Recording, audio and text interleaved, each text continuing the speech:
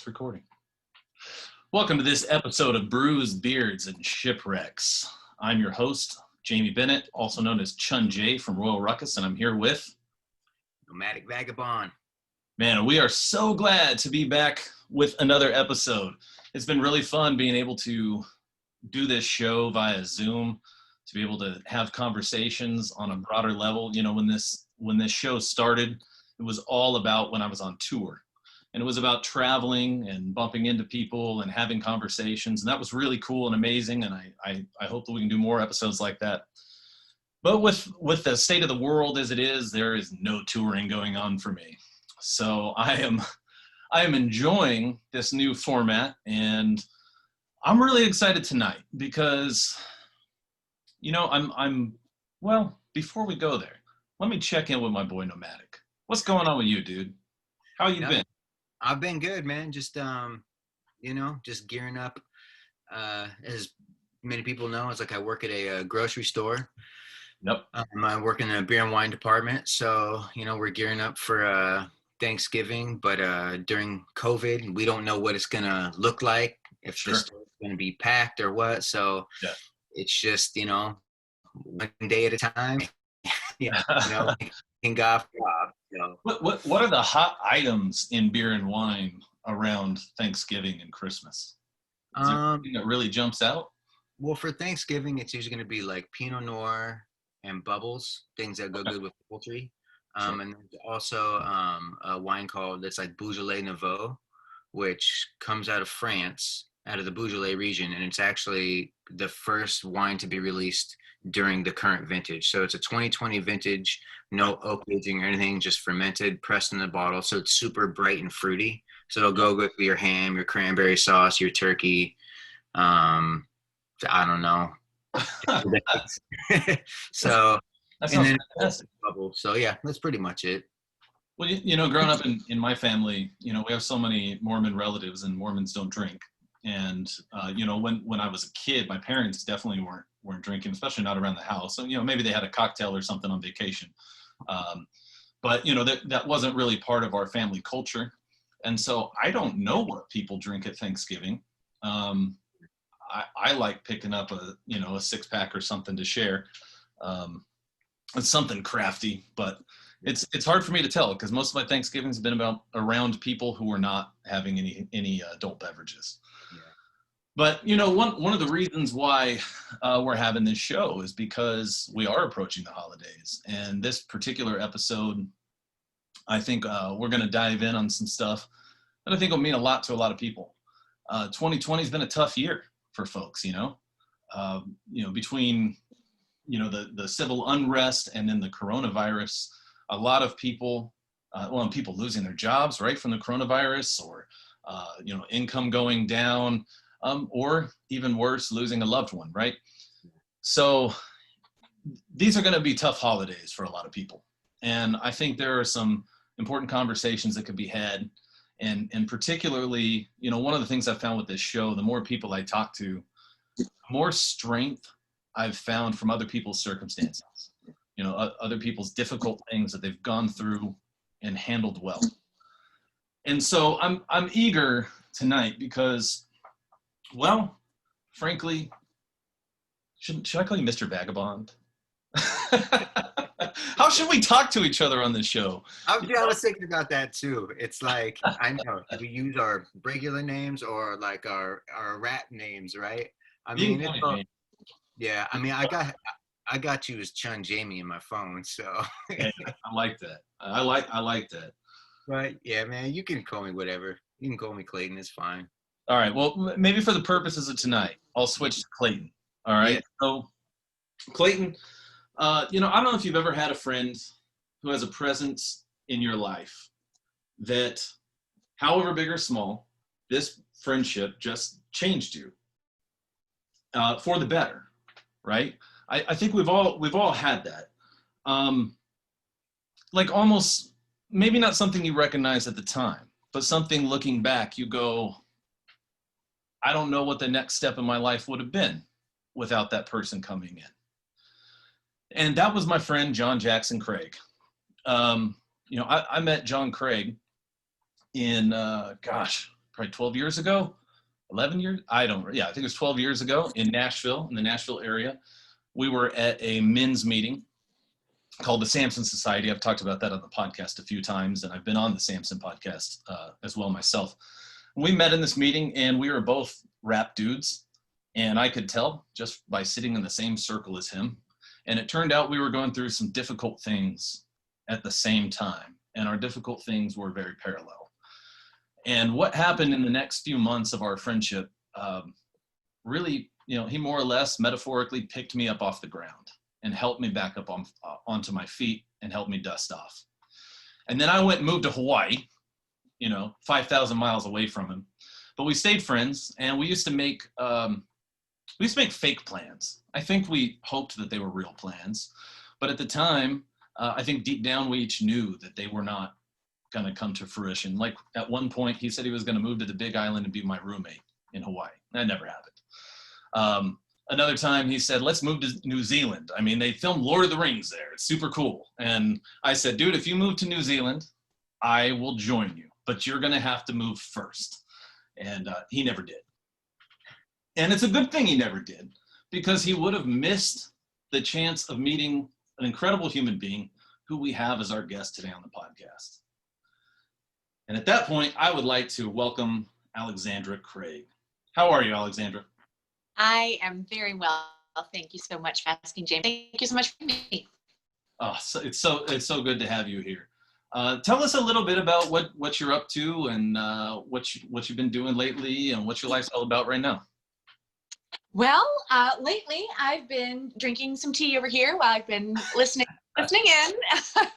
So I have been keeping up with my little boy, John Jackson Craig II, who is 6 years old, and he is a John 2.0 in a lot of ways. And so we've kind of been navigating the waters of e-learning, and just recently in his school district, he just recently went back to school full time. So we'll see how long that lasts. But we had the character building experience of mommy being the teacher, which is a little difficult for kindergarten and first grade. So subject matter is pretty simple, but getting Johnny, to do the subject matter is a different story altogether. But he's a good kid, but he is an adventurous little fella, I'll tell you that.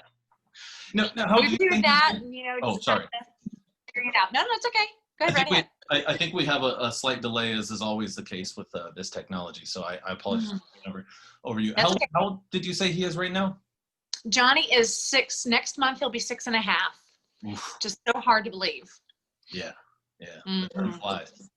It really does. So tell me a little bit about this this transition into him doing like quasi homeschool and this. What's it been like for you? What was that like? Interesting. It's been interesting. So in March, of course, whenever the world shut down, it was like right around St. Patrick's Day whenever they determined that the kids were just going to be home from school. Now, we didn't know how long that was going to last, but they got some packets together, and then we had some work to do. So, and that was in kindergarten. Well, then it was determined it was just their school year. Like, oh, okay.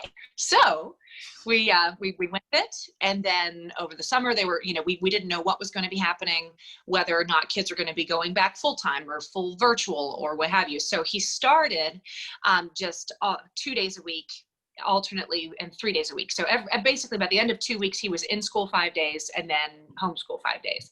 And so we would have some subject matter to cover here. Just your basics. I mean, like I said, it's not too difficult for first grade, but it's an adjustment. It's a big time adjustment for the kids to not be in their normal learning environment. Well, and it's an adjustment too for you. Oh yeah. It's like for me, I mean, Jamie knows this, but for me, it's like I have a 13 and a 15-year-old, a boy and a girl. Ooh. And we've homeschooled ever since, like from the beginning. So a lot of people right now have been asking me like, well, how is it homeschooling? I'm like nothing's changed. But you go from them, your child being in school to all of a sudden they're home all the time. And then on top of that, like you have to like be a teacher. Like that's hard, so it's like challenge. kudos to all those parents who have been forced to be teachers, because Oh, absolutely. I do a little bit, but it's difficult. It's not easy. Absolutely. And I mean, Johnny and I have had it easy compared to a lot of families out there. I have a good girlfriend of mine has 3 kids as well. Well, yeah, 3 kiddos. 2 are in elementary school, and then the third is in like preschool. So not a curriculum per se. He's just kind of, doing some things, but it is a big adjustment. There's the whole being outside of a social atmosphere aspect where the kids are just not getting, especially if they're social creatures, they're not getting that interpersonal communication. And some students really thrive in that atmosphere. So it's a different ballgame altogether, and a challenge all on its own for them to form connections through their computer screen. Yeah. It's a little bit different for adults to figure it out, but when you're in elementary school, it's tough.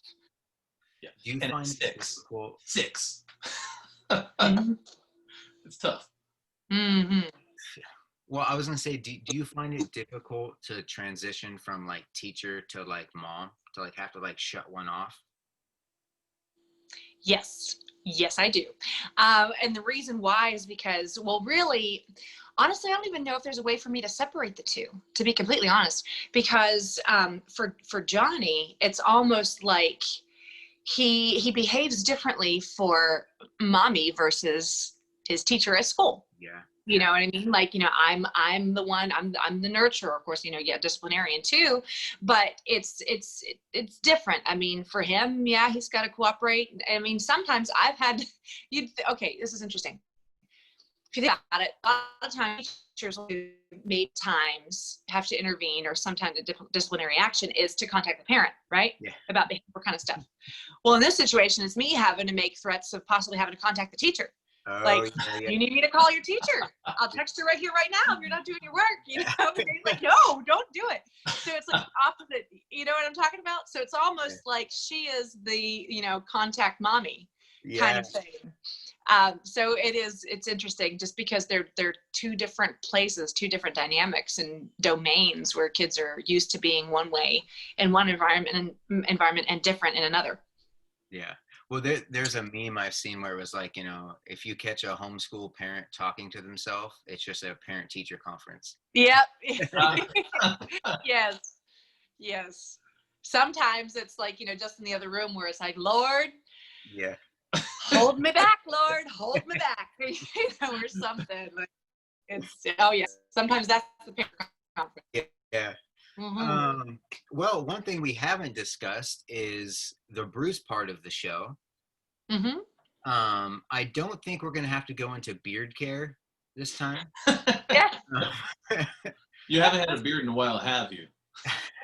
Well, I don't know. I haven't. But so what are you drinking, Alexandra?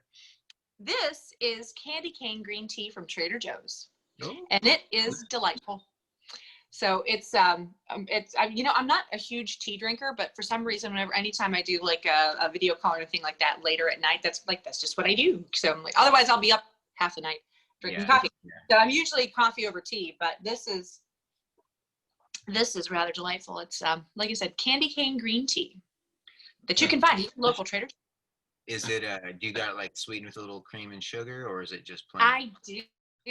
So I have a little bit of stevia and then a splash of heavy cream. Ooh, there you go. Nice. Yeah. All right, Jamie, what are you drinking? So I forgot to get the brand, but I'm drinking a Malbec, and we ordered a case off of Groupon of Argentine wines, or Argentinian. How would you say that? Are they Argentine? Argentinian. Oh, okay. Well, so we ordered this case of Malbec wines from Argentina, and they're fantastic. And my in-laws are in town, and we went and had dinner with them, and they poured a glass of wine, and I thought, well, I think when I'm on the show later tonight, I'm gonna have some more wine. And then I have something I'll be switching to later in the interview, and I would love to share that with you. But until then, I will say one thing about tea, though. I don't know much about tea, but my wife is Russian, and culturally, It's just pretty much every day they have a tea time. Just like I think a tea time is like a British thing, right? But I think the Russians have it too. They may not call it that, but she has tea basically every day. So I've started drinking tea too. If I had known it was going to be a tea party, I might have shown up with some tea. Oh, that's okay. I had some tea today too. I drank because I'm a big tea nerd. That's actually what got me into like wine, was like tea, because there's the similarities as far as like terroir, as far as like the earth, and then just even flavor and aroma.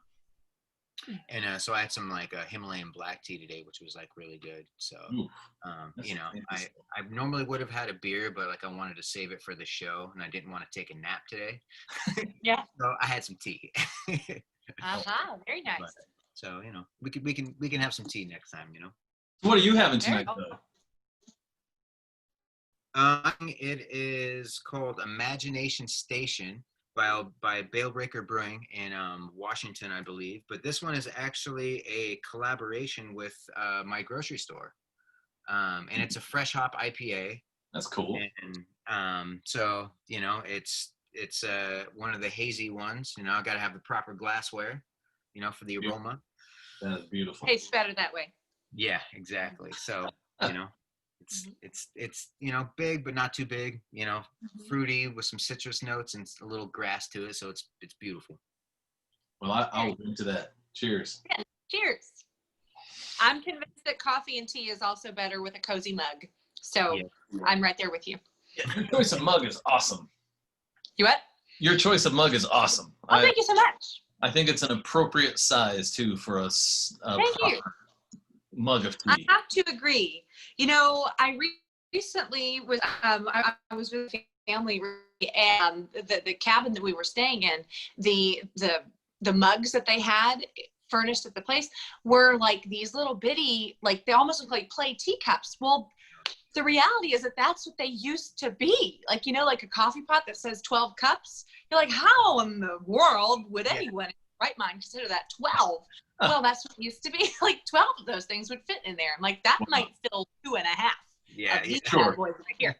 Yeah. So sure. Yeah. The times have changed.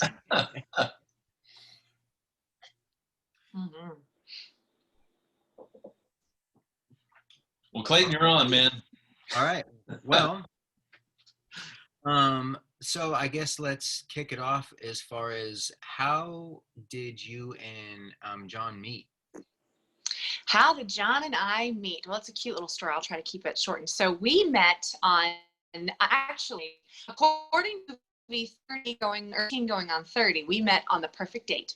April 25th, 2012. It wasn't too cold, not too hot, not too cold. All you need is a light jacket. So it was April 25th, 2012.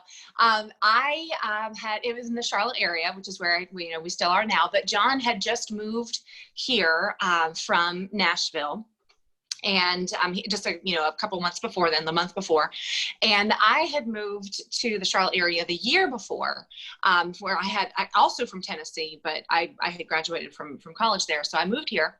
And I had been a member of a small group through Elevation Church here, and I had a job at the time where I was just always there. I mean, I hadn't been able to attend my small group for a long time because I was just always working.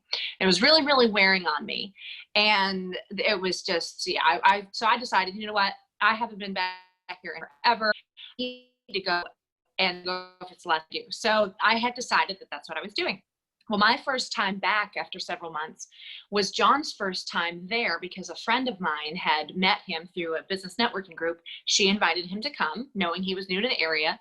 And so my first time there was my first time back was his first time there.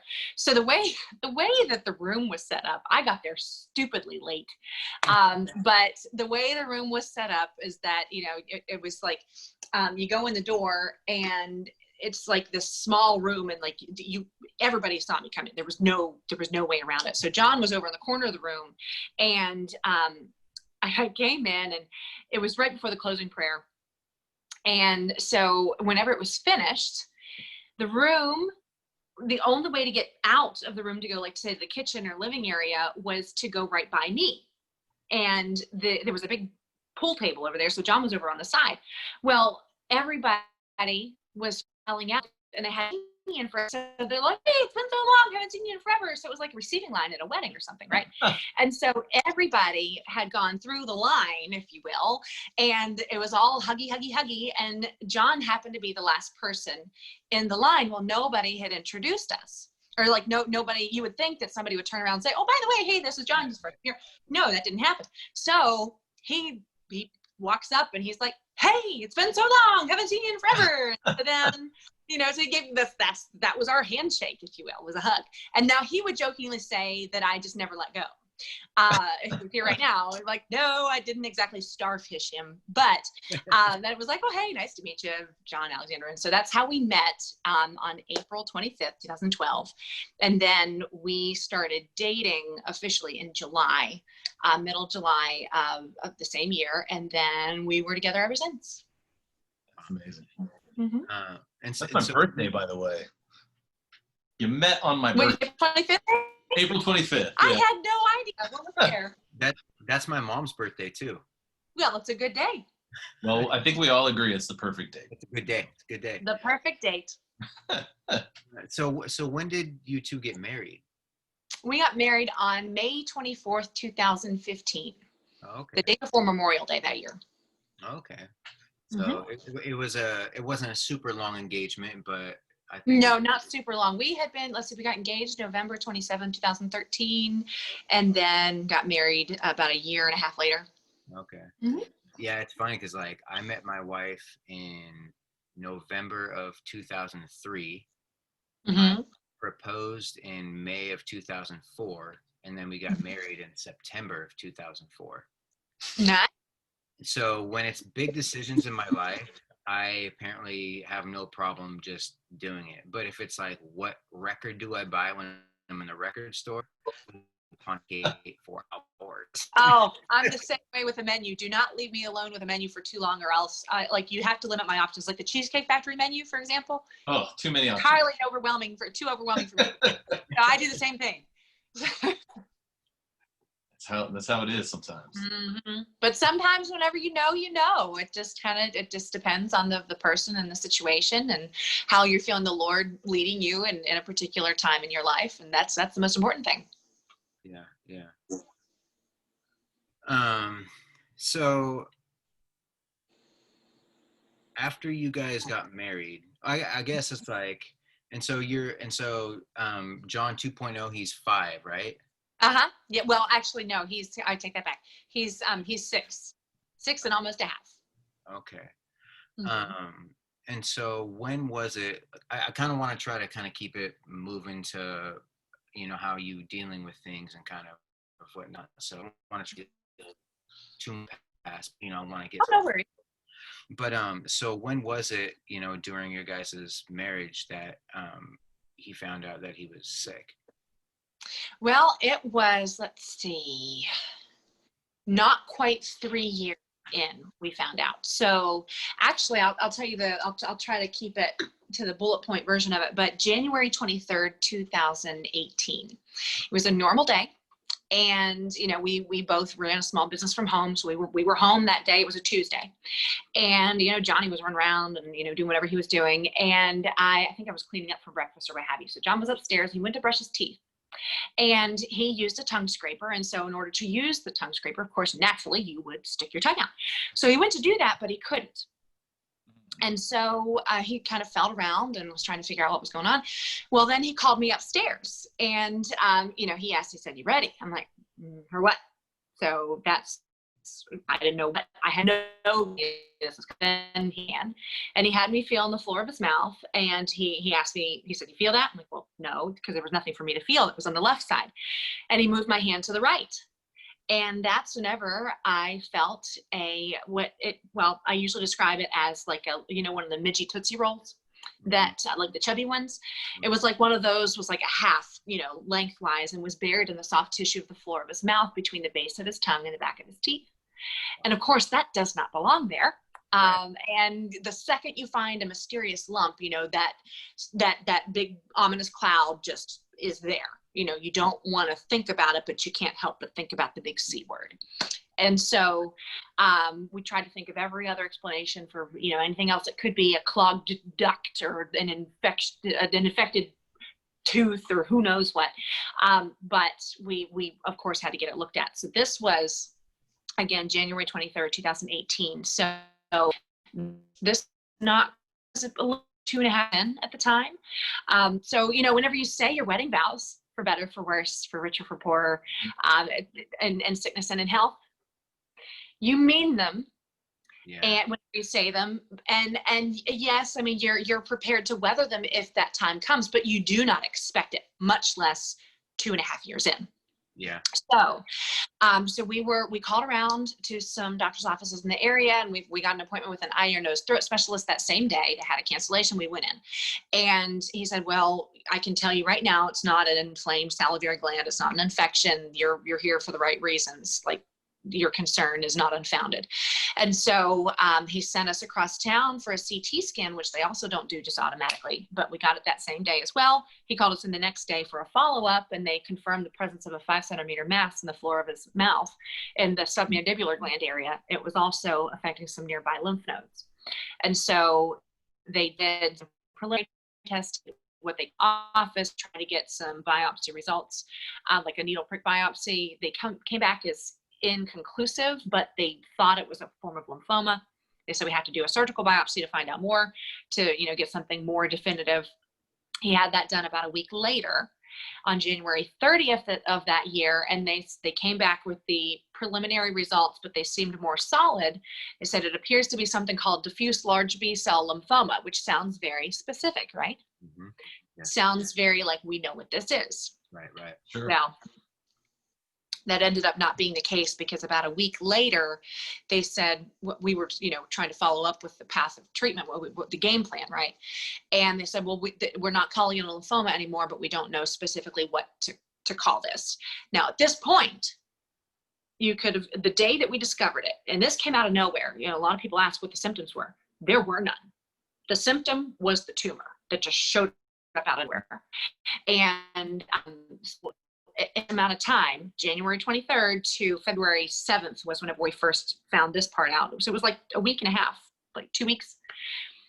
It started to look like he had gotten hit in the face with a softball. Like it was swelling, it was growing, it was starting to affect his speech. He started to sound like he had marbles in his mouth. Swallowing was a hard thing to do.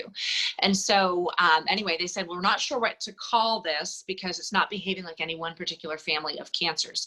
But what we can tell you is that this thing is growing very rapidly and we need to take action. So what we suggest that you do is something called a mandibulectomy. It's where you have, they suggested this. And then he said it so matter-of-factly, what I'm about to tell you, which was to remove the lower right half of his jaw and replace it with a portion of bone from his shin, from the lower half of his leg, as well as reconstruct the floor of his mouth with a flap of skin from his leg.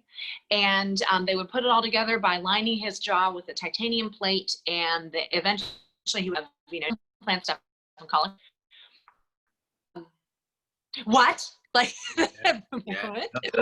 So, in the meantime, but then they said that was the first part. And then, of course, they usually do other follow-up treatments as well. So that was very, very enigmatic, because it was a very drastic measure for something that they couldn't tell us specifically what it was. But we had to do more testing in order to see if the cancer was anywhere else in his body, because they could confirm that it was a malignancy. They just didn't know specifically what kind. Long story short, a week later, he had that test done, and it was showing that it was traveling down his neck. And again, this is very rapid growth that was taking place at the time. And then on February 16th, 2018, they did not expect to get any different results, but somebody in the pathology lab had decided to send his slides off for some special stains, and it came back. And he's positive for nut midline carcinoma. And now they just call it nut carcinoma. At the time of diagnosis, he was one of about 100 to 150 patients in documented medical history. Wow. He was first, he was the first person to have been diagnosed with it in the state of South Carolina, the third in the state of North Carolina. And he was the first person to be treated with it at Levine Cancer Institute in Charlotte. The amount of research on this is extraordinarily limited. Even now it is, of course, they have, some other instances because it's a couple of years ago, but at the time it was only 40 to 50 patients that had all come from the same location, same pool of research, which was in Boston. And so then they told us the real numbers, the one that everybody wants to know, survival statistics. Mm-hmm.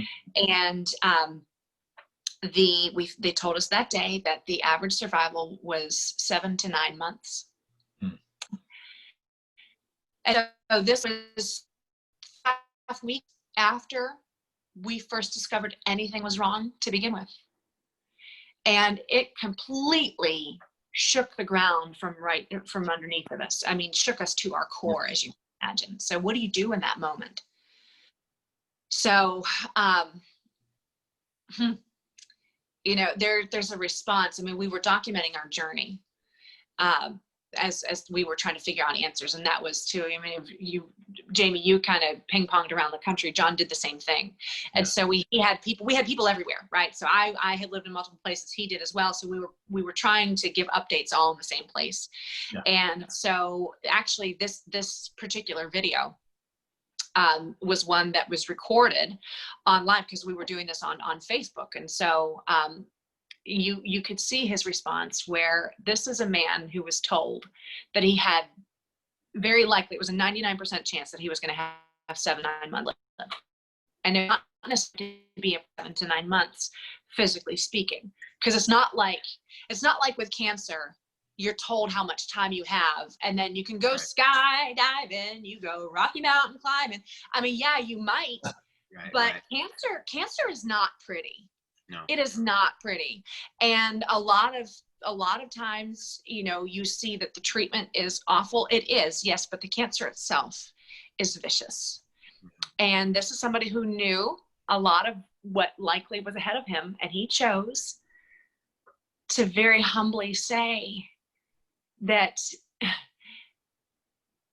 he had tears coming down his face, but he wasn't afraid of dying. It was because he felt in that moment like, oh my gosh, all of his life decisions came back flooding to him.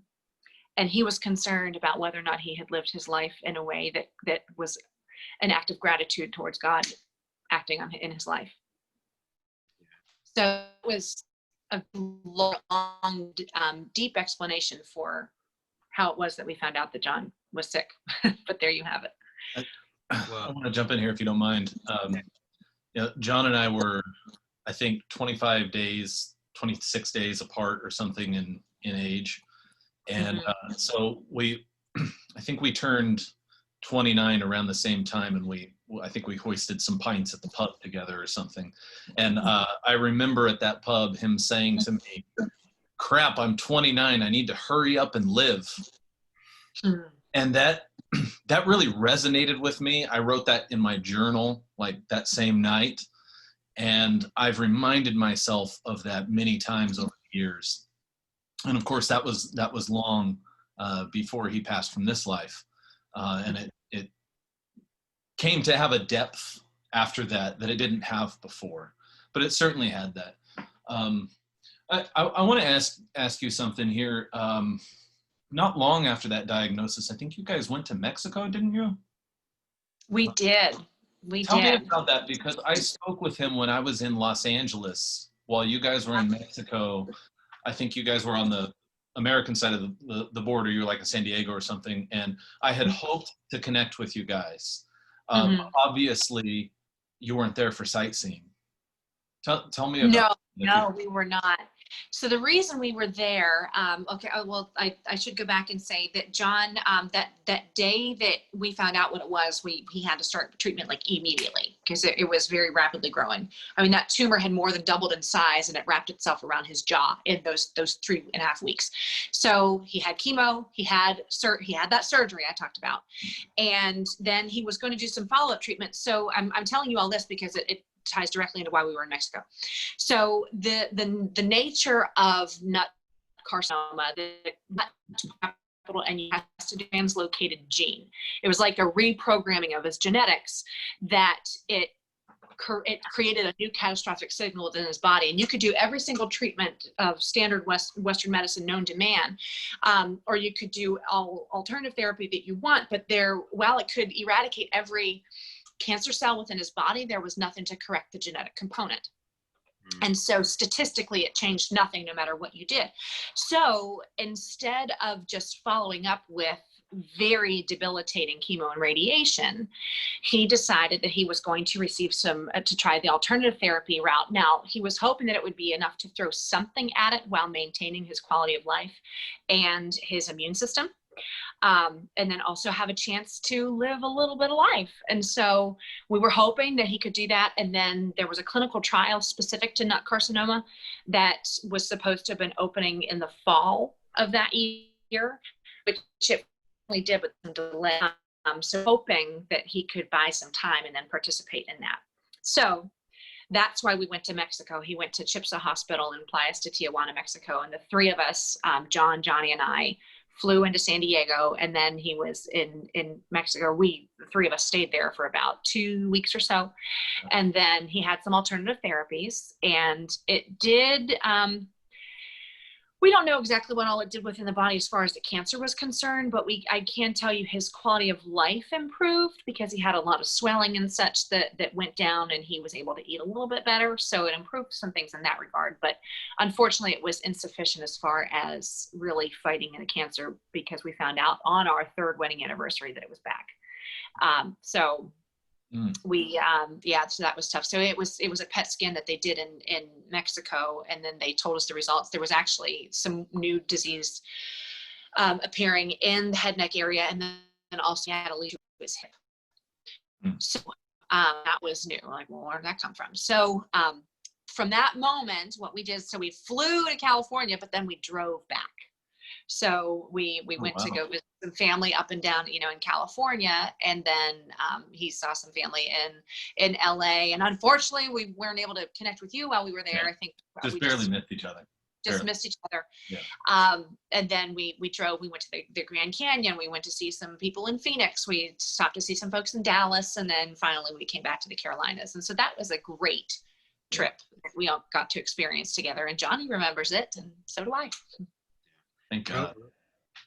Road trips are very restorative. I mean, that's something that I've done as a family. Like, we try to do a road trip every year. Like, I go see a friend in Montana past couple years.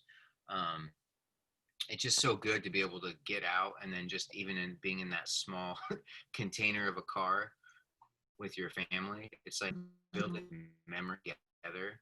And that, I mean, for me, it's one of the most beautiful things that we've done, because whether it's different road stops, you can be like, hey, remember when we stopped at that rest stop and, mom almost got arrested, which happened. I'll tell the story real quick. But we had stopped at a rest stop, and this was actually not a great road trip because we were going to Eastern Oregon for my wife's uncle's funeral. And so we were taking her mom over there. Well, we went to a rest stop, and we were coming out, and we saw 2 police officers. They looked at each other, saw my wife, nodded, and then walked over. Now, my wife and my older sister, both of their names is Sarah. And so they have the same first and last name. So my sister had some warrants. And so the cops tried to tell my wife, well, we have a warrant for your arrest. And she's like, no, you don't. And so I gave them all the information. And this was the second time this happened. And so they came back and like, oh, we're sorry. But they asked me, they're like, hey, are you a passenger? I'm like, well, yeah. And they're like, well, we're going to need you to go sit in the car. I'm like, no. I'm like, I'm also an owner of this vehicle, and that's my wife. And I'm not going to just sit here while you try to haul my wife off. Of course not. But it's little memories like that we can look back on and be like, hey, remember the time. So road trips are good. They're good. Oh yes, Johnny. Like I said, Johnny remembers it. In fact, John almost stepped on a scorpion whenever we had to stop at the side of the road for something.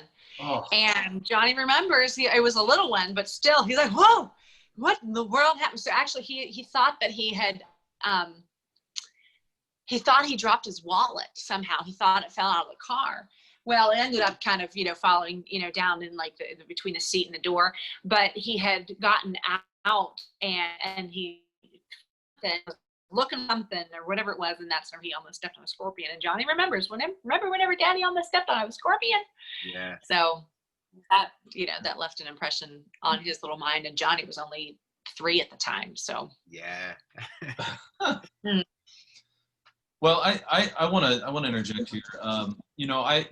I was disappointed that I didn't get to see you guys at that time, and then obviously in hindsight later, it was like But for me, one of the confusing things was John had such confidence in life and such confidence in the mercy of God. mm-hmm. That those early videos, I got the wrong message from it. I actually thought initially the diagnosis was no big deal and that this was just something you guys were going to go through and get through. And, looking back, it was very foolhardy of me to even treat any part of life like that. And we were so close. It would have been so amazing. And I don't lay awake at night going, gosh, if I'd only stayed in Los Angeles an extra 2 days or whatever it might have been. But it is a sobering reminder that, in this life, we don't know when someone's last day will be, and we don't know when our last day will be. And so we want to make the most of the moment right now, Oh, absolutely. And that's something that, and I don't fault you for that. Neither John wouldn't either, and he wanted people to have a positive outlook. Now, I mean, the thing is though, I mean, like we knew full well and we fully acknowledged what the earthly statistics were and the likelihood of things happening the way that they said that they would. Now we never lost hope that we knew God could, and maybe he would supernaturally heal him, of course, but also the God is me too, that God is good regardless of the outcome, and it's just as important for us to acknowledge and submit to and accept his sovereignty just as much as we do his love and what he can do in our lives. And so he acknowledged that very humbly. I mean, of course he was hoping. Both of us were, we were desperately crying out to God to intervene. He did in a number of ways, but they weren't in the physical sense. But through that experience, and John would be of the same impression too, is that a lot of times people will choose not to spend time with people. Maybe it requires a little bit more energy to spend time with certain individuals in your life. Not you specifically, but just in general. Stay away from Chunjay. He's a lot of work. No, I mean, like say in-laws, or sometimes there are just some family members, where while we love them, again, they require a little bit more energy and a little bit more effort in order for us to spend time with them. And sometimes just the thought of it can drain you. And so you're like, we'll catch up with them next time, assuming that we have a next time. Yeah. Now, I'm not saying that you should always live on like, I better do this because I might not have another chance. But in a small sense, I am giving that sobering reminder that, there might not be. So I would encourage anybody listening to not, if you're going to choose to not engage with certain individuals at a certain time, do it because you have real legitimate reason, not because you simply don't feel like it. Now, sometimes that's okay. I get it. But if you truly could sit back and get outside of yourself for a second, be like, you know what, you really could go over to so-and-so's house for whatever. Or you could give a little bit of extra time and, maybe not take your nap, maybe not scroll on media for an extra 15 minutes or what have you. I mean, I've been guilty of this kind of thing myself. And there may come a time where the reminder that it takes is not this conversation right now. The reminder might be whenever you find out that you don't have another opportunity with that person because they're no longer with us. Yeah. It's a sobering reminder. Yeah. Yeah, for sure. Mm-hmm. So don't just always assume that there's a next time, because there might not be. Yeah. That's something, even just watching, our streamed church service today, having that, remembrance of death. and not necessarily in a morbid sense of having this fascination with it, Mm-hmm. but realizing that, like, eventually that time is going to come, Mm-hmm. and we don't know when that's going to be for each individual. And Exactly. you know so what's like, okay, like, am I holding this grudge? Is it, can I, can I ask for forgiveness or close that gap, like all those things relationally that sometimes we hold on to and think, oh, I'll have tomorrow. Mm-hmm. But maybe we won't, and we don't know. Mm-hmm. And I think, it's like my wife's father, like, he just dropped dead of an aneurysm. Like, it was just like that. There was no signs of it. um so it's like there's certain things where, like, I've had family members pass away, just through poor health, and so it was a constant declining thing, so you could kind of see it, there were signs. But then there's, I've had, family members just die in car wrecks. And so I would tend to teeter totter as far as, like, okay, I gotta live healthy, take care of myself. And then I would go the other way as far as, like, well, we don't know when we're gonna die, I gotta live every day like it's my last. Mm-hmm. But I think it's kind of sometimes that balance of both, as far as, Mm-hmm. like, we're not promised tomorrow, but at the same time, like, um, let's do the best with what we have, what we've been given. Absolutely. And I know for me, in right now, and I've talked to Jamie about this a little bit too, but, like, I have a sister-in-law who, you know, she's dealing with cancer as well. Mm. And she found out the same way. It was just feeling a lump, and then went and get it checked out, and then turns out it was endometrial. Mm. And so, right now we're in that stage of praying, hoping and things. But thank God we have our whole family together, and Yeah. that's really what's been really nice, as far as, like, every day I'm just like, be grateful for this, and tell those people you love them. Absolutely.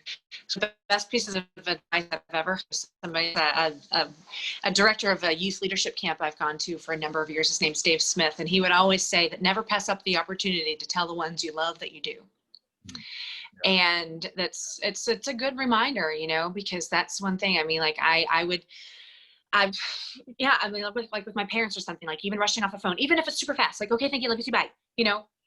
I still mean it whenever I say it, but if something I mean, I'm not saying you always want to make decisions and always say that out of fear. I'm not saying that, but at least giving just that little bit of, just even if it's the tiniest little bit of effort in addition to what you would have done without thinking about it before, just to be cognizant of that type of thing.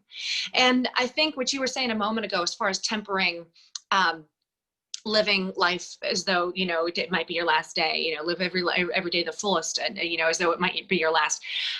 To some degree, I think you're right. But I would say that the important factor with that is to have the condition of your heart be prepared as though it would be your last day. Yes. That important thing is that if you have unfinished business within your heart and your deadline passes and you didn't even know it was coming, then that's a sad situation. So one of the things that John was really impressing upon people was to get your house in order, man. And I'm not talking about your actual housekeeping of where you live. I'm talking about where your spirit lives. That's what he was talking about. Get your house in order. If you have unforgiveness in your heart, take care of that stuff, because that is going to, like, one, the Lord will not hear your prayers the same way if you're harboring unforgiveness. Not just that, but I mean, like, that will decrease your lifespan. I mean, not just that, but it kills your spirit. So you don't want to live your life in such a way so that your spirit dies while your body lives. You want to live your life in such a way that when your body dies, your spirit lives. And one of the ways to do that is to let go of the petty garbage that you might be going on. Some rubs you the right once a time. Now, I'm not making light and saying trite little platitudes for, like, deep hurt. I understand that there is deep hurt out there. I understand that there is indescribable pain that other people have heaped upon somebody else's heart. But there is somebody listening right now or at another time that they need to realize that that person and how they hurt you is not going to stand before the Father when that day comes. Whenever God is asking you and having a conversation with you about your heart, he's not going to want to hear about what this person did to you. Like this person. No. What did Adam and Eve do? He said, that woman. Blame. Yep. Blame. No. Not taking personal responsibility. No. If you choose to not forgive somebody, it is not the other person's fault. And I'm not trying to place blame, but what I'm saying is that, like, there's a quote out there that says, if your unforgiveness, refusing to forgive somebody, like poison to hurt the other person. Yeah. And that's exactly what it is. I mean, like, it allows seeds of bitterness to go deep into your soul and then take root. And not just that, but it cripples your reach. And so, I mean, like, that's an illustration I'll go into here in just a minute as far as the dandelion is concerned. You know, I can talk about that here in a minute, but I don't know if you guys have any other thoughts you want to piggyback on that. No, go for it. Yeah, go. No, okay. Well, you're on a roll. Just kind of on a roll here. So, Beautiful. We do not want to get in your way.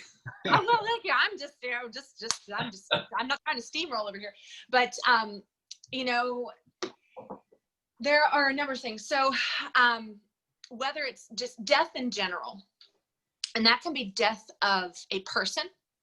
It could be dealing with death of an ability in your life. It could be the death of a job or of a hobby or of a relationship in your life. A lot of times, you know, loss in general. We all encounter time in our life where we are going to reconcile what it feels like to lose something. And the question is, if the very thing that puts wind in your sails ceases to exist, are you going to be okay? And if the answer to that is no, whether it's a person, if it's a spouse, if it's your job, if it's a title, if it's the ability to speak, or if it's the ability to do something that you absolutely love, if suddenly tomorrow that was gone and your reason for living, you feel it's gone with it, then we need to reevaluate something here. Because like I said, you don't want to live your life and have your heart be in such a way that if you don't want your spirit to die while your body lives. Because what happens is that, like John, I mean, Jamie, I'm sure John shared this story with you whenever he tried to take his own life whenever he was 22 years old, because I was his third wife. Surprise, surprise. But his first wife left. And he felt like his reason for living was gone. He felt like his heart was dead inside of him. And he learned through that lesson. I'm not going to go into the whole story right now, but he learned through that lesson to not have your reason for living be tied up to something else in this world, because there will come a time where that could again cease to exist. And this is where I want to tell you about the illustration of a dandelion, because see, a dandelion, it was a theme that kind of just kept popping up. Well, we were going through our journey, and we don't need to go into the whole thing, but it just kept popping up. And I was like, Lord, what is the point of this? Because it doesn't make any sense. I mean, at the time, John was thinking maybe it could be a method of having some holistic pain relief, right? Well, it didn't do anything for pain relief physically, but I was thinking about, like, gosh, what is the purpose of all this? So I was thinking about it the other day, and dandelions, they usually, in their life cycle, you typically see them dead, if you will, in one of two. One is artsy looking, like the fluffy kind that looks like this. Hold on. You typically see it when it looks like this. Fully, you know, fluffy and cotton bally and you get that satisfying, I don't want to blow it because I want to preserve it. But whenever you blow it, the seeds scatter into the wind, and it's, you know, like in Beauty and the Beast, you know, I've got so much more than they've got planned, and the seeds blow up into the wind like that, right?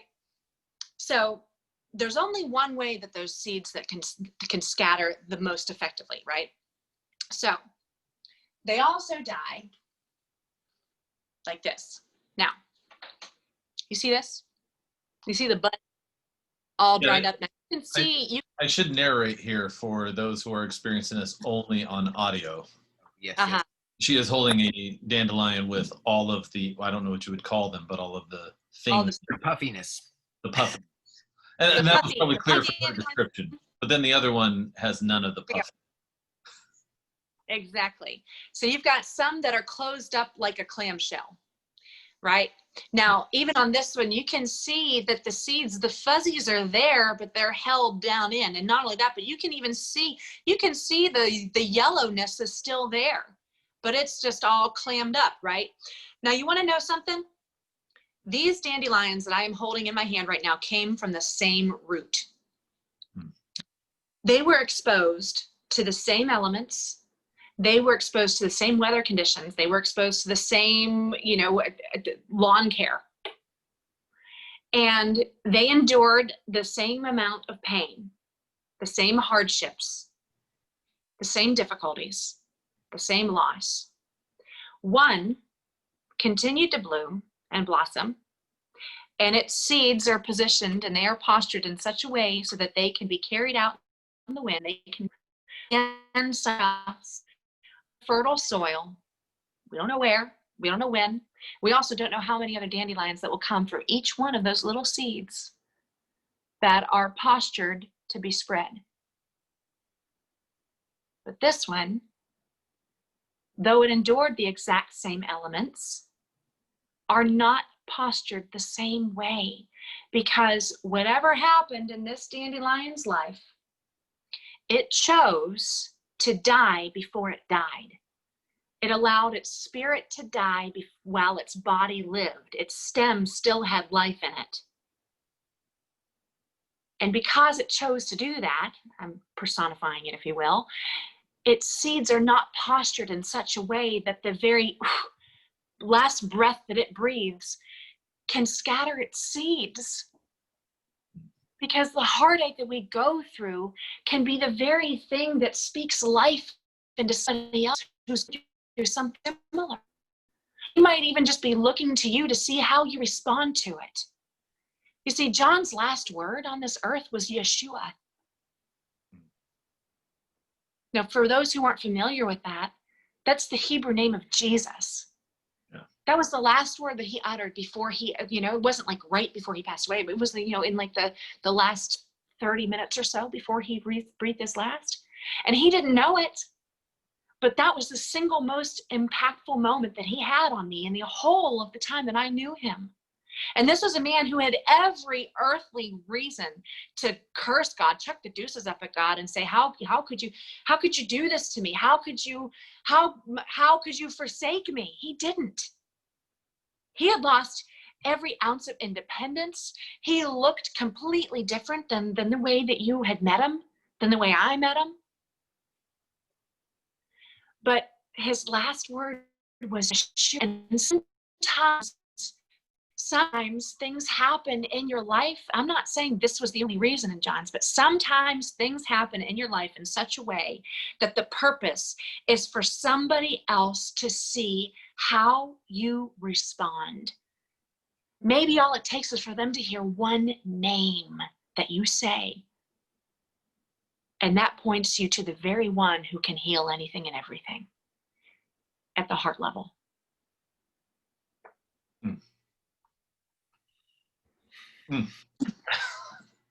You left the chatty podcasters without words. I'm a little chatty myself. So. Well, it's funny because you kind of took my next question, which was through all of this, did this ever make you question your faith, doubt, or even angry at God because of what was happening? Absolutely. I mean, I wouldn't ever say that I was angry with God, but I asked my questions. Yeah. Like, God, why? I mean, why? You say that all it takes is faith the size of a mustard seed in order for us to say this mountain be moved from here to there, and it will move. Why? I mean, we exercised some faith, Lord.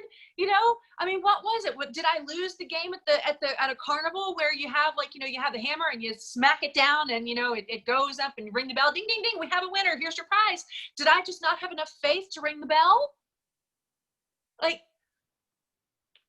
And if that's the case, then why in the world does your word say that I just need faith the size of a mustard seed? I don't understand. Why did you not move the mountain I was so desperately crying out for you to move?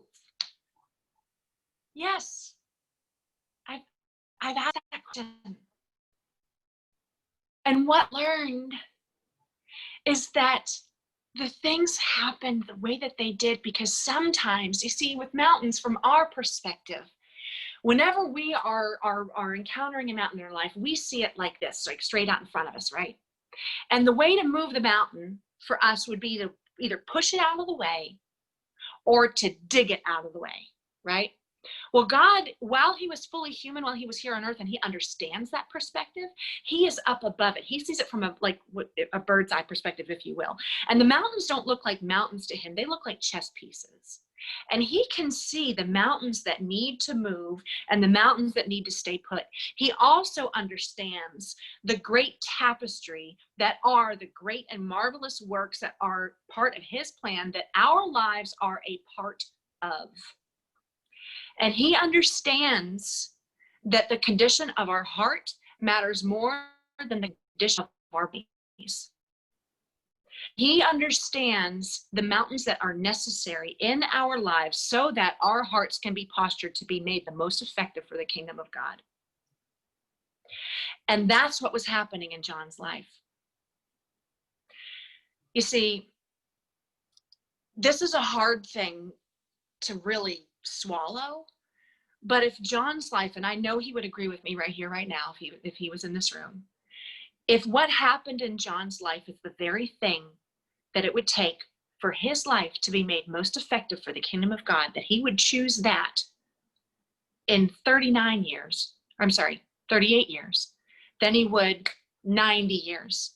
If he were to live the other 60, however many years, and not really make that much of an impact in the hearts of others for Christ, he would choose the first. And me, I told him, like, you know, if I've had to submit to is that if this is what it takes for my life to be made more effective for the kingdom of God than 50 years of matrimony with John here on this earth, then guess what? That's part of our calling, is to bear our cross in humility and submission to Jesus, knowing that he is good, he is faithful, and he is enough.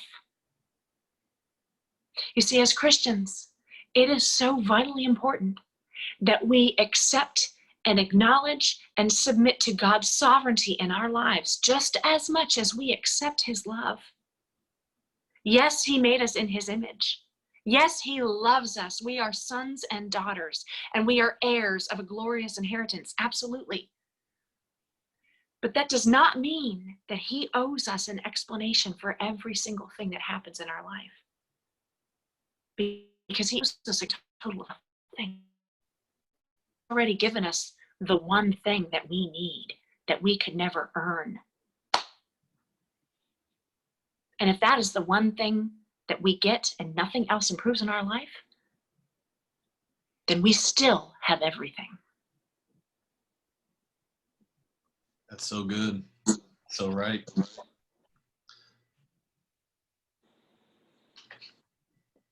No, thank you. No more than my own. It's just kind of whatever the Lord has put in my heart to share. So. I'm just the mouthpiece. I want to jump in here real fast. So I talked to my mom earlier today.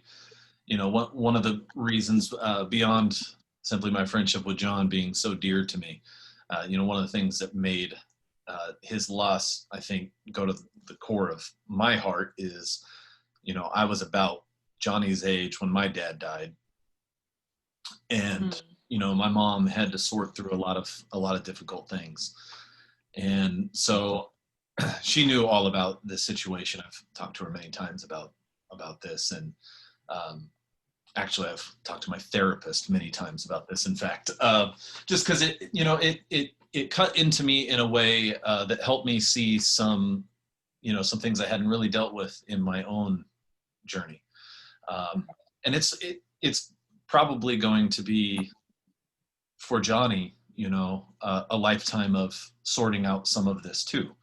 But it sounds like, you know, you've done a really good job of helping him grow through this. But for my mother, one of the things I wanted to know was like, you know, what were the first holidays like without your husband, and as a mother as well.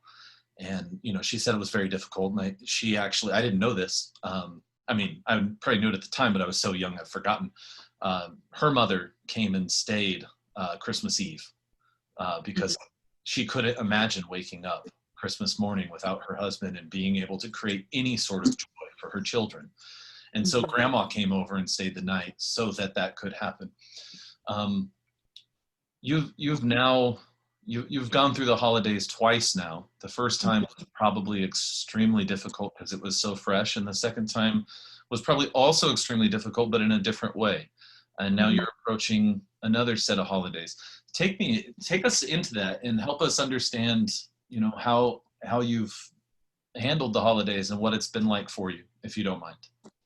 Oh, I don't mind. I don't mind one bit. You're exactly right. This is the third holiday season that we're going into where it's just Johnny and me. And the first go around was, let's see, so John passed away on October 2008. So it was just a little over 8 months from the date that we got the diagnosis. And we got through Thanksgiving, and I remember it didn't really hit me. I was okay, you know, that day. I mean, my parents came down here for Thanksgiving. Actually, before I had gone, and, you know, I kind of kept myself distracted. I surrounded myself with some family and friends. And so, but my parents came back down to South Carolina. I mean, the day I remember being in the kitchen, my mom and I were, you know, making different whatever we were making, and we had, you know, the Holiday Inn and White Christmas playing on in the background. And I know I'm one, I refuse to put Christmas decorations up before Thanksgiving, except for I have this poinsettia mug and such. But I will put on Christmas movies in the background because it's like, okay, it's acceptable now, you know, tomorrow's basically Christmas. So I work in retail, so I get that. Yes, I don't like it. I love Christmas. I mean, call me Bud of the Elf. I love decorations, absolutely. But it's to not skip over the holiday that we're meant to be celebrating, being thankful, because gratitude is a big thing. So don't skip over being thankful, guys. Right. So anyway,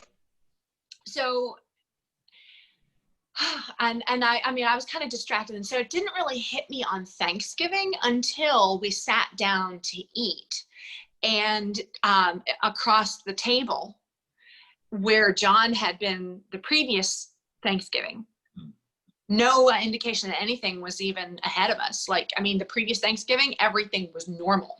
Right. There was no indication that anything was wrong at all. At all.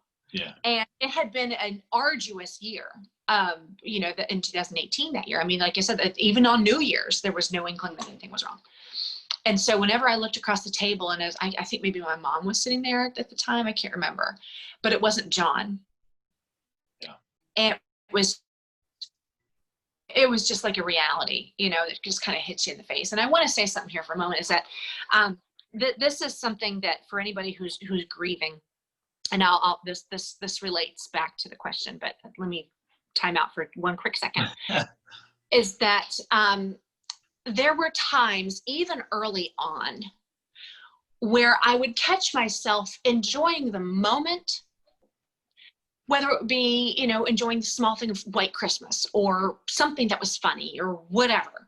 And I would feel myself genuinely enjoying that moment, but then quickly snapping out of it because of a feeling of guilt. Like, how could I? How could I possibly be smiling right now? How could I possibly feel jovial? You know, I mean, or even later on, you know, as time went by, and, you know, and it would get a little bit, the would be a little bit heavy, where I would catch myself again feeling joy. Sometimes I would feel guilty. Because it's like I said, this person isn't here to enjoy this moment. I mean, like, they would want me to feel bad. Like, how could I? No. I had to realize that, you know what? The greatest gift that you can give to those loved ones who have gone before you is to allow them to see you bloom. So going back to that dandelion illustration, you know, what's one of the things that everybody does? A customary thing whenever there's a death in the family is to send flowers, right? Or to put flowers on graves.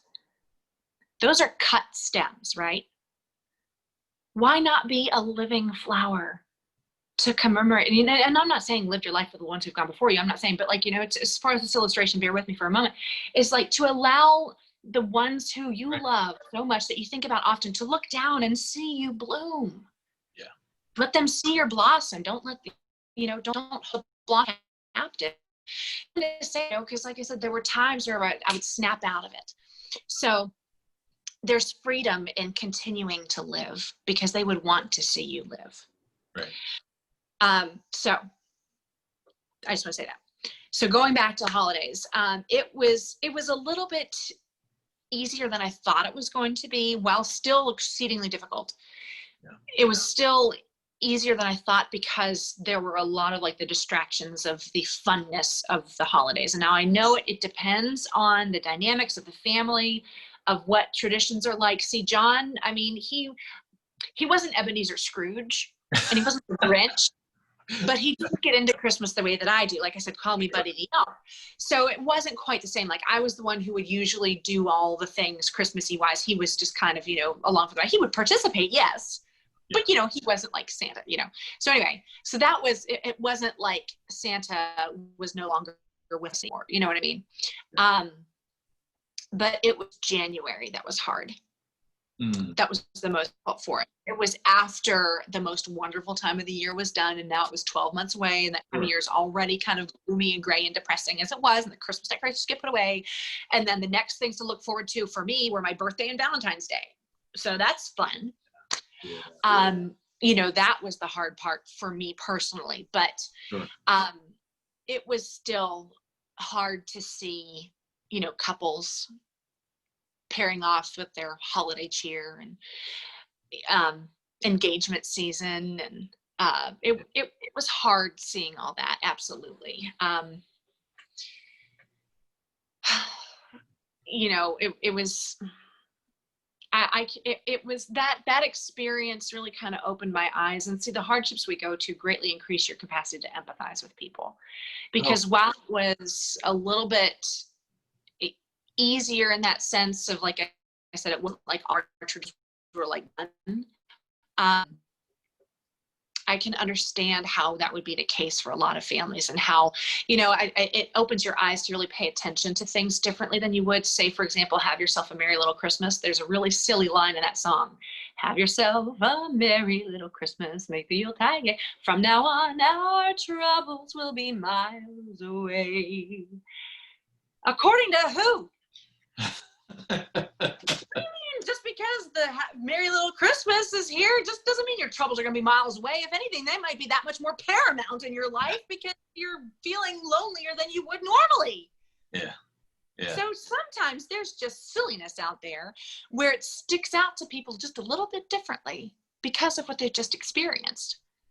So it also made me realize, not to get caught up in all the things that we all do in that time. It's a busy time of year. Yeah. But it's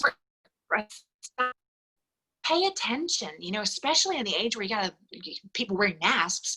Stop and don't be afraid to look people in the eye. And if there's something behind there that says that person kind of looks like they maybe are hurting, just smile, maybe pay them a compliment. Yeah. Maybe saying that, you just something, I don't know, you just have the most beautiful eyes, or your hair looks great, or something, I don't know, something that makes them feel seen.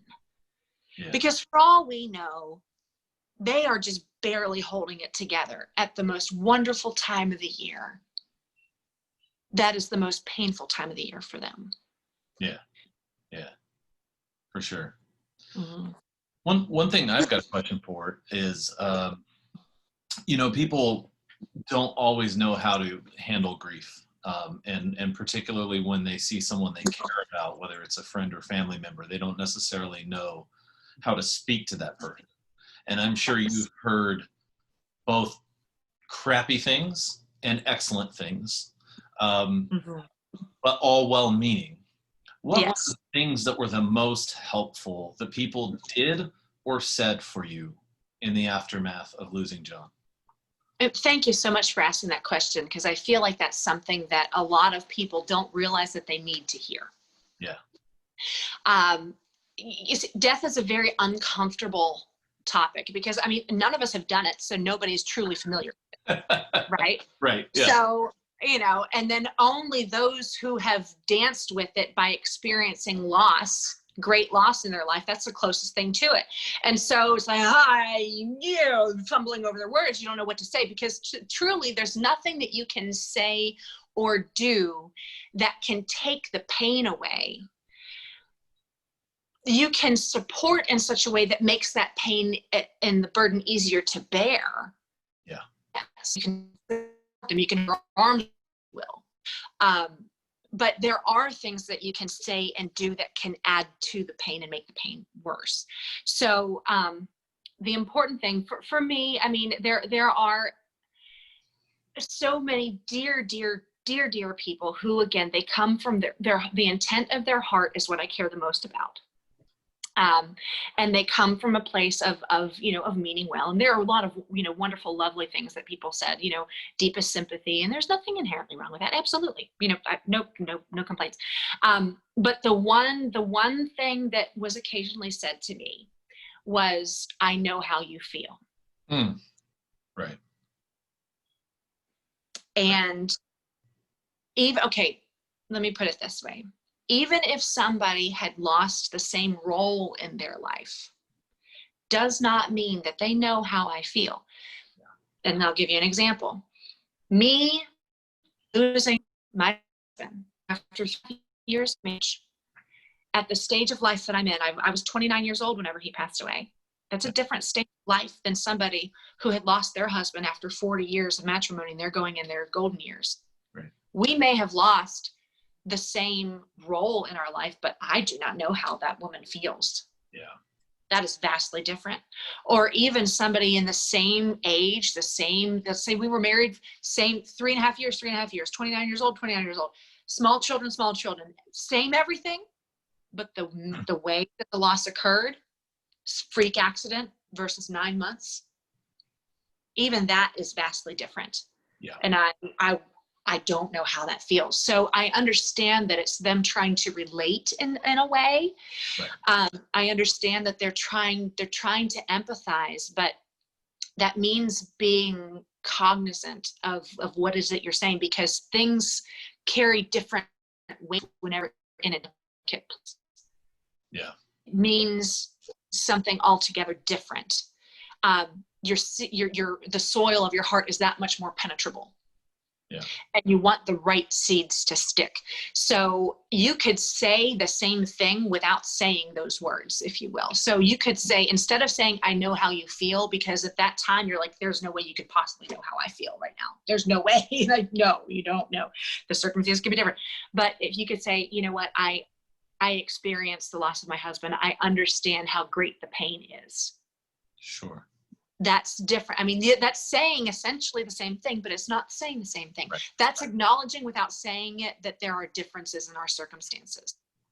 I experienced great loss before, even if I lost my spouse this way, I understand that the pain is just indescribable. Yeah. Yeah. That's important. Things like that to say. And then other thing that I before, people with memories, like one of the most painful things, not because I truly feel that people forgot, but there comes a time whenever the shock wears off, the dust settles, life goes back to normal for people who didn't live through it. But there is no normal after that. It is a completely total new normal that those who are going through the loss are having to now navigate and become accustomed to. And so the feeling of that person in a way being forgotten, that is really difficult. So if you think about the person, like let's say someone who didn't experience like this, like let's say, of the loss of an immediate family member or spouse. If you think about them, tell them, like, I was just thinking about a really great day, really funny memory, or, just something John said, something that was hysterical, whatever, it made me laugh. Or I just tell you friendship to be, or something silly. It could be something serious. It could be impactful or whatever. But just to know that you remember them, not that we think that people just forget as though it didn't exist, but it can feel like people don't know what to say or do. So they also don't want to upset me. So it's almost like they pretend that didn't happen, but that's worse than actually saying something that acknowledges that you remember. Yeah. If that Yeah. No, that totally makes sense. And I will say, I've struggled in that regard when, a friend loses someone, or like in this case where my friend passed, and while I'd spent time with you, I'd been a house guest with you and everything, but you and I hadn't had a chance to truly cultivate a direct friendship. So I've struggled with, because I think about John often, and and especially early on after he passed from this life, it was very difficult for me to know what do I do with this when I think about him, and in what way can I reach out to Alexandra and talk about it? And I think it was even just a few weeks ago how we started the conversation to have this. I sent you some memories and some things that made me think of John, which I greatly appreciate. And also, don't feel like I'm not faulting you for any of this, because this is uncharted territory for so many people, myself included. And it's only because I've gone through it myself that I can tell you these things. I mean, I wouldn't have known, but I can tell you right now, like, grace be upon anybody and everybody who might hear this and knew John personally, or knew me, or like, oh my goodness, I was one of those. Grace and forgiveness be upon anybody who feels like they fit that category. Sure. I say this with love in my heart, and I say this so that you can now be equipped with some tools where there will come a time in your life where you encounter somebody lost, and now you have a little bit more that I hope you can, think back on, and hopefully be a healing balm to somebody else's heart, instead of maybe just a little bit of a bite that you might be remembered for the wrong way. For the wrong reason. So on that note, I actually have a fun memory of John, and I brought a special beverage for this. Did you? It's in a terrible brown bag, which ought to give you an indication on what a quality beverage is inside of this. I have an idea. I think I might know what it is, but I'm going to wait and see. Well, maybe guess. Grandma? Grandma Yay? No, it's not even that nice. Natty Light. Oh. Did he ever tell you about me and the Natty Light? No, but he didn't like. I know he didn't like it. Yeah, you know why he didn't like it? Why didn't he like it? Because he spent a night recording with me and doing beer bongs of the Natty Light. I don't know that he had ever done a beer bong before, and I guarantee you he never did a beer bong after. I never knew of him never doing one. So I had this beer bong, and it wasn't even really a beer bong. Like, I went down to AutoZone and I bought like a funnel for like doing oil or something. I don't know what it was for. But I used it to, you load it up with a beer and you drink the beer as fast as you can. You just shotgun a beer like you're taking a shot of liquor. I don't know. It was a rush. I thought it was fun, and you could do a few of these while recording, and it, like, I don't know, it was just dorky and fun. And so shortly before I moved away from Tennessee to Hawaii, I had him over to record a verse on my song Tennessee Tiki. And oh, yes. I talked him into, doing some beer bongs with the Natty Light. We had a blast. We recorded all night. I thought he nailed his vocals. I thought it was, Make it old school like an Atari. Oh yeah, exactly. Uh-huh. That's the only line I know from it. And it's a catchy line too. So we just had a great time that night. And really the whole point was to record his vocals, but taking the beer bong, and you got to take a break when you're drinking like that. And so I have a picture. If I can ever find it, I'll send it to you. But I got this great picture of him on like a pink beanbag chair with my beat Baxter. And it was definitely toward the end of the night. He was really relaxed. He was laughing and having a good time. Well, the next day, he told me that he was not too happy with me for talking him into that beer bong. and he said he would never touch Natty Light again. And I am not sure we ever had at least an in-person conversation after that without making a few Natty Light jokes. I'm also not sure I've ever had a Natty Light since that night, but I'm having one tonight in his honor. So here's to John, memory eternal. Let's drink some Natty Light, you know, and tea and whatever else we're drinking. I have the tiniest little sip left in my mug, but cheers to that. Pinot. Just enough. Just enough. Well, on that note, I think I want to start wrapping things up. I think it would actually be nice to have you on again in the future, because I think you have a lot of grace and a lot of wisdom, and I think we can go more in depth into your story, either this or your story broader than this. And I think there'd be a lot to share. I guess we could dub her a crew member. That's right. Yeah, crew member. That's right, on the ship. Well, thank you. That would be my honor. It really does. It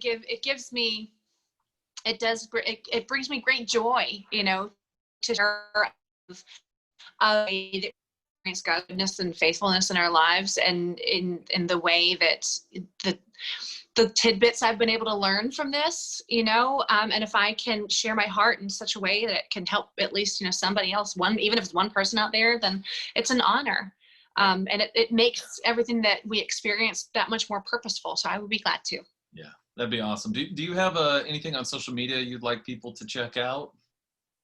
Sure. I'm, you know, continuing sharing my journey, and, you know, people can see everything that happened before, and then some of the things that the Lord has put on my heart after on Facebook as the Candid Craigs. And, you know, who knows? I mean, maybe the name at some point will change, but for now it's the Candid Craigs. Yeah. On Instagram, I'm Alexandra Craig 524, if you want to find me that way. But TikTok is where I shared, because it's like up to 60-second videos. And so I've kind of put together a number of tidbits of, you know, just little things that, like I said, God has kind of put on my heart to share. Yeah. Some of it directed to a story, some of it as just, you know, nuggets that the Lord has impressed upon my heart that have really helped me in the healing process.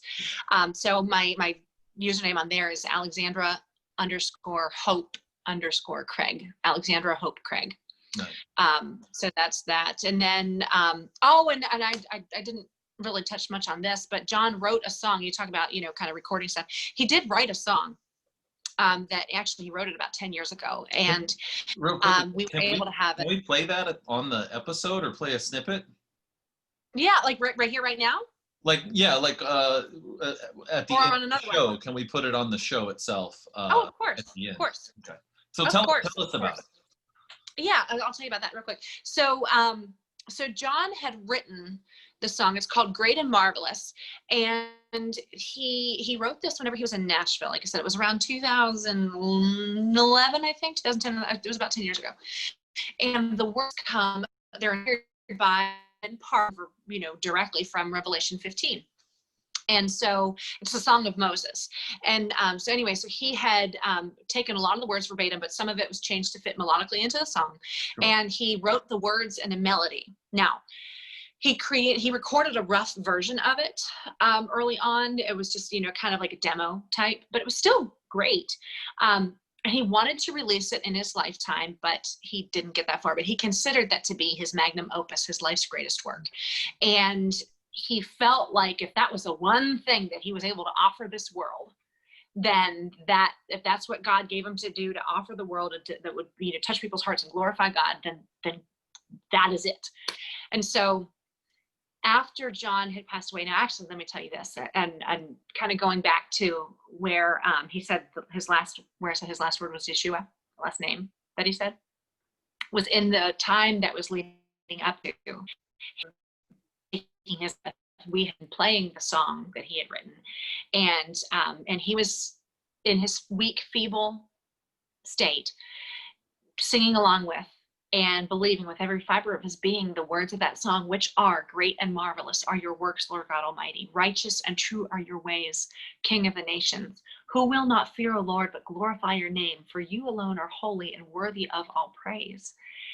And again, I mean, you heard a good bit of how he was like, and so I won't go into all that, but that was the posture that was him saying Yeshua whenever he was singing along with those. It was almost like he wanted to see what he was seeing, or he wanted us to see what he was seeing whenever he said Yeshua. But after he passed away, some good friends of ours, so Sanchez Fair produced it, and Laura Landon, the vocalist who sang it originally, they got back in the studio and they had it recorded for me. And they produced a beautiful version of it.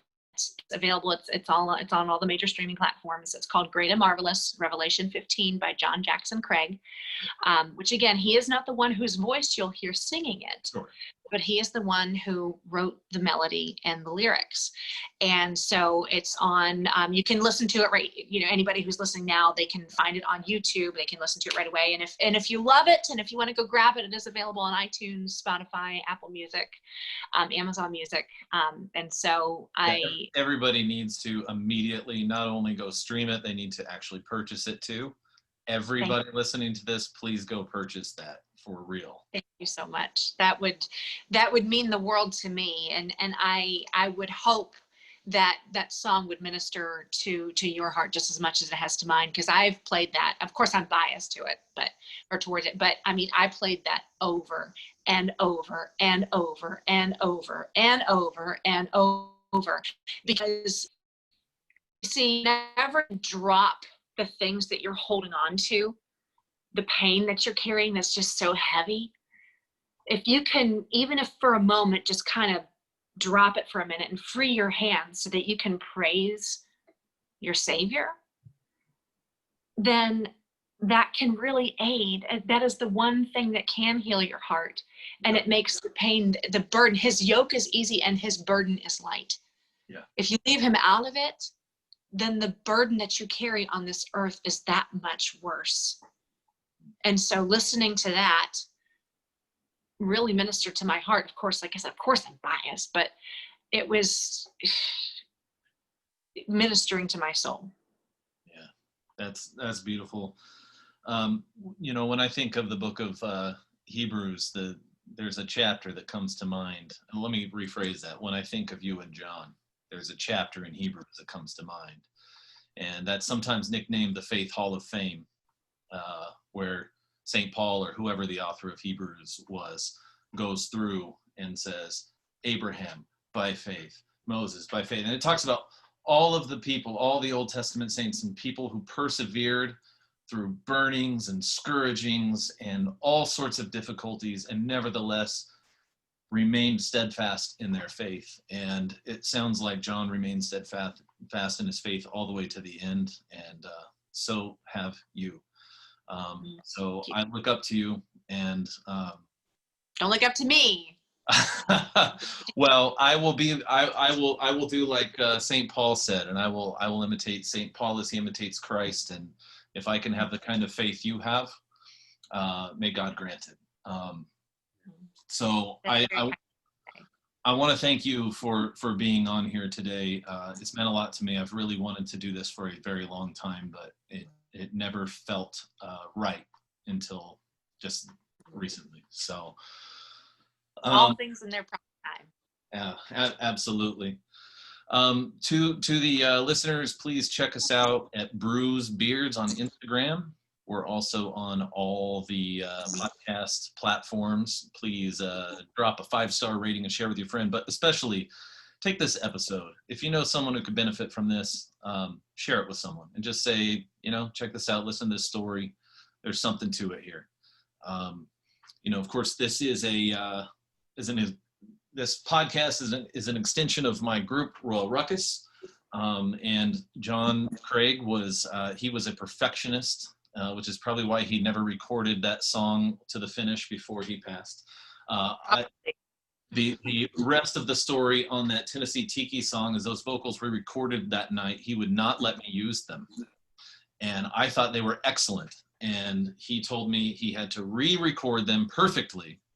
And I actually, at one point toward the end, when I was about to release that song, I don't know what I would have done if he hadn't sent me. I don't think I would have released anything without his permission, but I threatened him. I said, if you do not send me final vocals, I will put those Natty Light vocals on there. Within a week, I had quality vocals that went on. Oh, that's so funny. So anybody wanting to hear John rap, you can hear that on the Tennessee Tiki song. He has by far the finest verse of the 4 rappers on that song.